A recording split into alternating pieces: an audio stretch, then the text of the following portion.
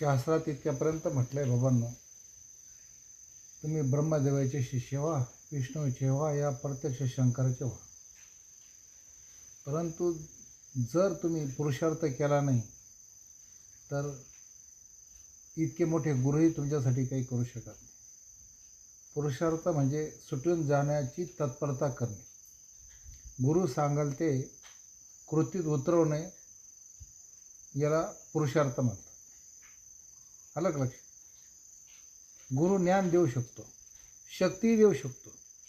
समजा बापानं मुलाला सांगितलं अमुक धंदा कर, त्यासाठी पैसे दिले, तो मुलगा तो धंदा करून लागला तर ते पैशाचं काय होईल? काय होईल? बरबादीच होईल. तसंच बाबा, केल्यानं होत आहे रे, आधी केलेचे पाहिजे. तुम्हाला एक करावंच लागेल. आईचं काम आहे मुलापुढं ताट वाढून आणून ठेवणं. आम्ही तुमच्यापुढं ब्रह्म रसाचं ताट आणून ठेवलं आहे, ब्रह्म पक्वान्नाचं ताट आणून ठेवलं आहे. खायचंही काम तुम्ही करू न शकाल तर त्याला आम्ही काही करू शकतो. हो ना, छाती ठेवपणे सांगतो. आज जगात